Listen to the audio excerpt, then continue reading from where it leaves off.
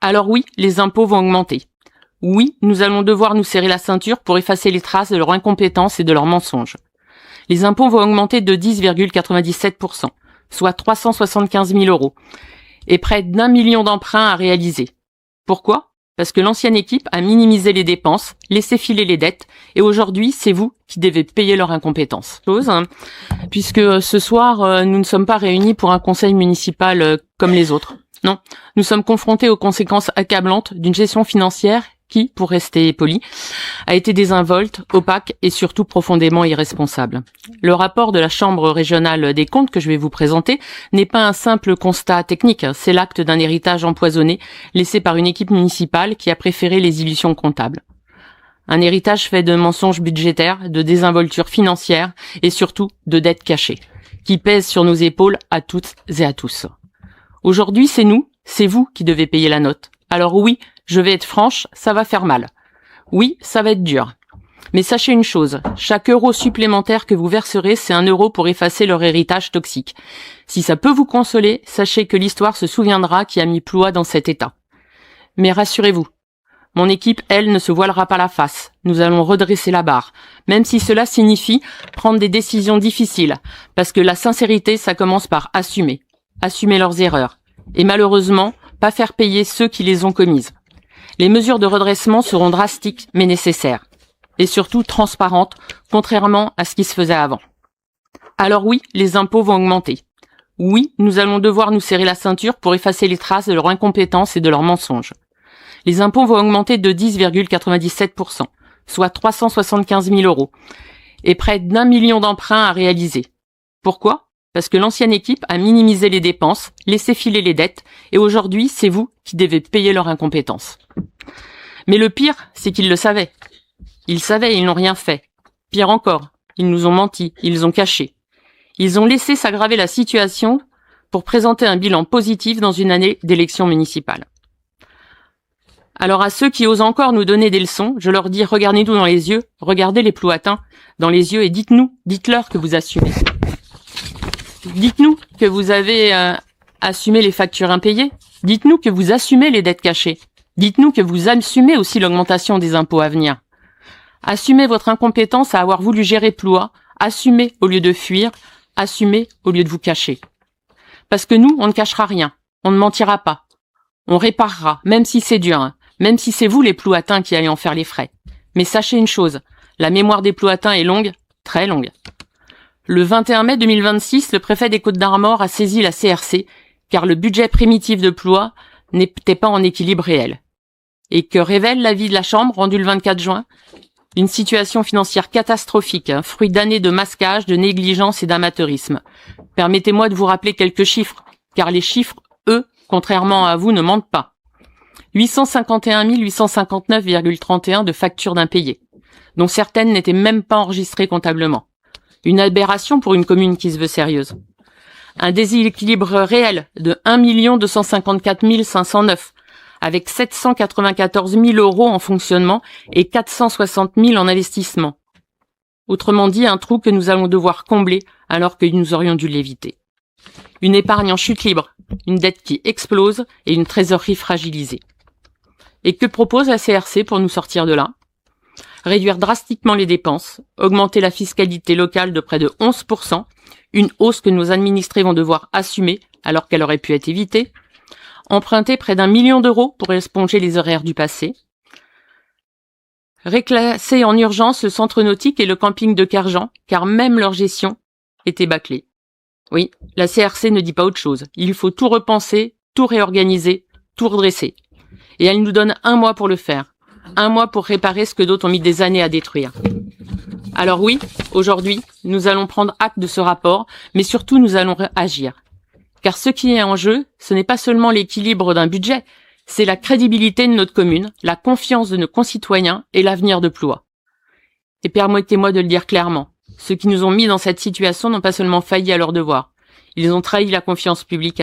À nous, maintenant, de rétablir la vérité, la transparence et la rigueur. Pas par plaisir, mais par devoir.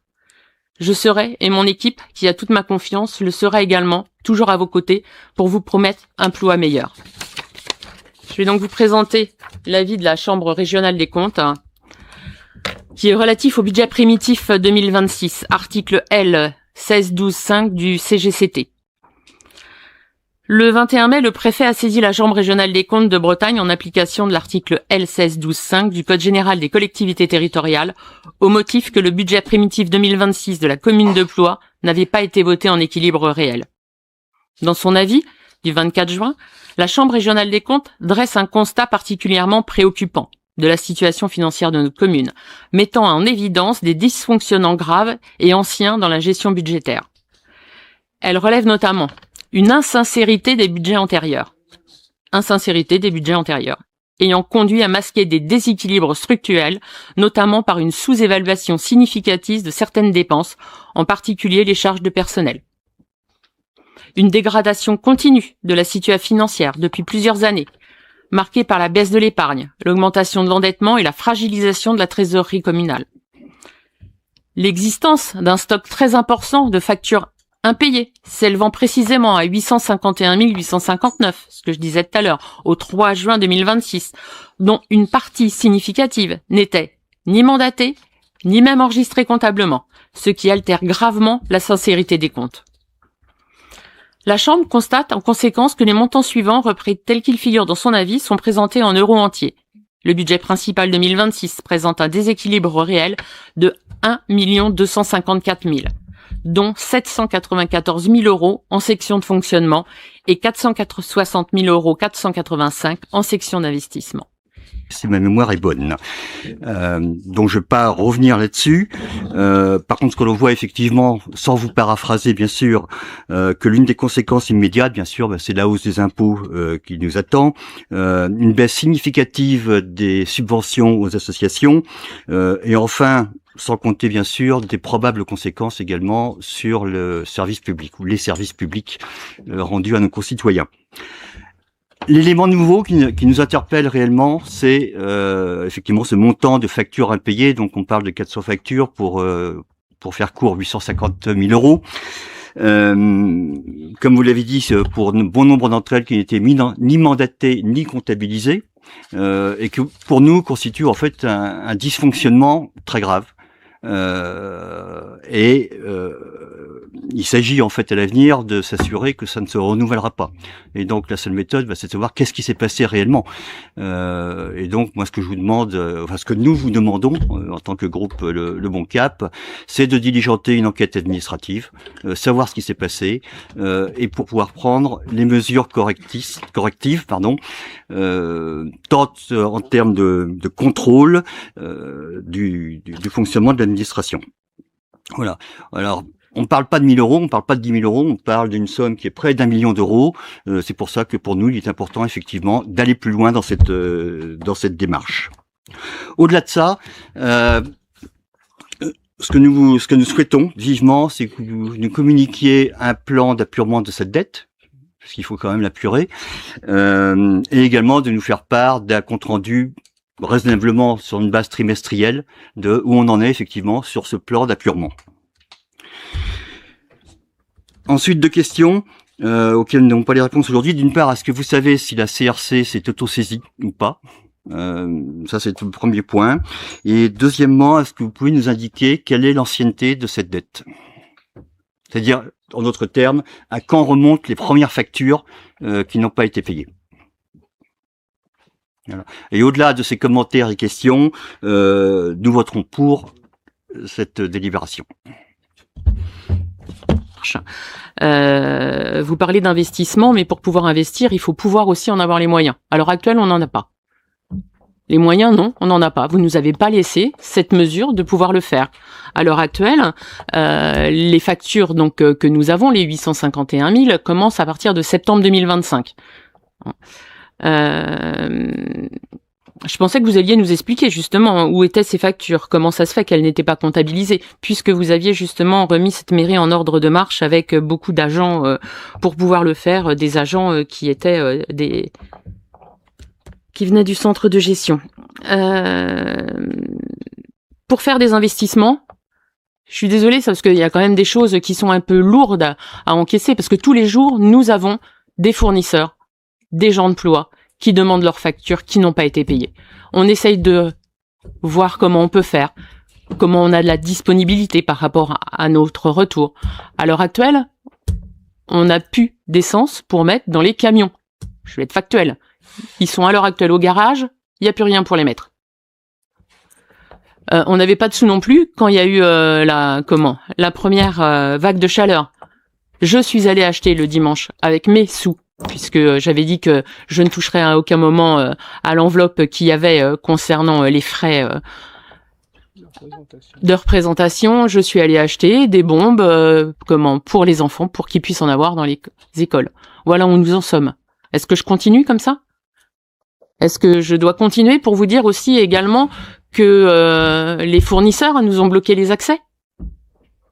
On est blacklisté. Hein. Calipro, plus la peine. Ploie, ils veulent pas entendre parler. Calipro, CQM, on peut même plus acheter une porte pour réparer les toilettes de break, quand même. C'est quand même fort. On a trop d'arriérés de paiement, ils veulent plus nous voir. Tant que les factures ne seront pas payées, ils ne veulent plus nous voir. Le carburant, on est à moins 32 000 sur cette ligne de comptabilité. C'est pareil, le fournisseur, on a dû en changer parce qu'on avait trop d'arriérés, il ne voulait plus nous en vendre. Donc on a changé de fournisseur. Et ça, c'est tous les jours. C'est tous les jours. Tous les jours, on a des factures comme ça. Non, mais moi, je trouve pas ça drôle, hein. Vous pouvez rigoler, mais moi, vraiment, j'ai pas envie de rire, hein. Parce qu'on est quand même bien au fond du trou. Merci, monsieur Compin. Oui, bah, écoutez, je pense qu'il faut entre nous garder raison des propos, hein. à tel Faites point gaffe, clair vous avez que... dérapé, hein. Non, je vous avez dérape pas du tout. Je le sens, moi, j'ai toutes les preuves, j'ai tous les messages, hein. J'ai tout, hein. Il y a pas de souci, hein. De toute façon, c'est clair, déjà, quand on a pris nos fonctions à la mairie, un grand nombre de contractuels n'ont pas souhaité travailler avec nous, déjà. Ils n'aimaient pas notre politique, parce qu'on leur demandait des comptes. Ça a été la première chose. Et on a vu, hein, ça s'est amplifié après. Hein. Maintenant, on redevient dans le raisonnable au niveau de la mairie, au niveau du personnel, mais c'est pas encore fini. Il y a encore des choix à faire. J'ai annoncé il y a 2 semaines à 2 personnes que je ne pouvais pas continuer à les employer. Ça fait toujours drôle de dire aux gens, non, je suis désolé, on n'a plus d'argent, on peut pas vous employer, vous êtes en surnombre. On verra ça plus tard. Ouais, mais c'est moi qui y vais, hein. C'est pas vous. Hein. Bah ouais, mais c'est ça, en fin de compte. Ça, c'est la réalité des choses. Hein. Assumer, j'en ai fait d'autres. Et des compliqués aussi. Oui. Des compliqués aussi. Ouais, quelques boulettes, vous en avez fait. Ouais, quelques boulettes, oui. On va rester cordial. Bien sûr. J'espère. Moi, je voulais intervenir en mon nom et en nom de l'équipe au sujet donc d'un courrier ou d'un tract que Monsieur Compin donc avait distribué au mois de mars et qui, à l'époque, nous disait: notre commune a des finances solides, nous ne sommes pas en situation d'alerte, nous avons remis les comptes à plat en réglant les factures anciennes, et la gestion lucide et responsable de l'équipe donc précédente a permis de consolider les finances. À quoi nous assimilons tout ça? À un mensonge. Je continue. Les chiffres sont pourtant simples et parlants. Écrivez-vous. Là, je dois reconnaître que vous avez raison, et ce n'est pas moi qui le dis, mais la CRC. Les chiffres sont simples et parlants. 851 000 € de factures impayées, dont certaines n'étaient même pas enregistrées comptablement. Un déséquilibre réel de 1 254 000 avec près de 794 000 € en fonctionnement et 460 000 € en investissement. Autrement dit, un trou que nous allons devoir combler alors que nous n'aurions dû l'éviter, et une épargne en chute libre, une dette qui explose et une trésorerie fragilisée. Voici la vérité sur les finances de la commune, ce en quoi notre équipe hérite. Cette réalité est donc le fruit de plusieurs années de gestion désastreuse, et donc pour nous, vous en avez la responsabilité. Et je vous rappelle que vous étiez déjà présent dans le mandat précédent, pas en tant que maire, mais en tant qu'adjoint, il me semble. Du temps de M. Delsan. Alors, pendant votre mandat, les alertes existaient. Aujourd'hui, ce sont les Ploatins et les Ploatines qui en subissent les conséquences. Et c'est la nouvelle équipe municipale à qui il revient d'assumer des décisions difficiles pour redresser les finances communales. Madame Lancaster, qui a préféré fuir ses responsabilités, évoquait une mise sous tutelle. Nous connaissons parfaitement les procédures prévues par le Code général des collectivités. La présentation de ce budget n'avait pas pour objectif de contourner les règles, mais de permettre au préfet et à la Chambre régionale des comptes d'exercer les compétences que la loi leur confie lorsque la situation budgétaire l'exige. Elle prétendait nous donner des leçons de gestion, alors que c'est elle et son équipe qui a conduit la commune dans cette impasse financière. Nous assumons aujourd'hui une situation que nous n'avons pas créée. Nous n'avons pas hérité d'une commune aux finances saines, mais d'une commune dont il n'y a plus de marge de manœuvre, puisque cette semaine, nous n'avons plus d'argent pour mettre du combustible dans nos véhicules. Alors, ce combustible, ça s'appelle le GNR, c'est ce qui permet à nos tracteurs, entre autres, d'entretenir les bas-côtés des routes et de faire les travaux de servitude en eau pluviale. Oui, vous avez bien entendu, nous n'avons plus d'argent. Vous rappelez aussi que donc plusieurs entreprises, et moi en tant qu'adjoint en charge des services techniques et de la voirie, on est confronté tous les jours par des comptes bloqués. Il y a énormément d'entreprises donc qui n'ont pas été réglées, et ces entreprises exercent sur nous une pression journalière pour nous en demander le remboursement. La sincérité consiste à présenter les comptes tels qu'ils sont et non tels qu'on aimerait qu'ils soient. C'est ce que nous faisons aujourd'hui, contrairement à vous. Et ce qui est difficile à entendre, ce n'est pas notre budget, ce sont les conséquences de votre gestion. Nous préférons assumer des décisions courageuses aujourd'hui plutôt que de continuer à repousser les difficultés à demain. Redresser une commune demande du courage. La conduire dans une impasse n'en demande pas. Les électeurs ne se sont pas trompés.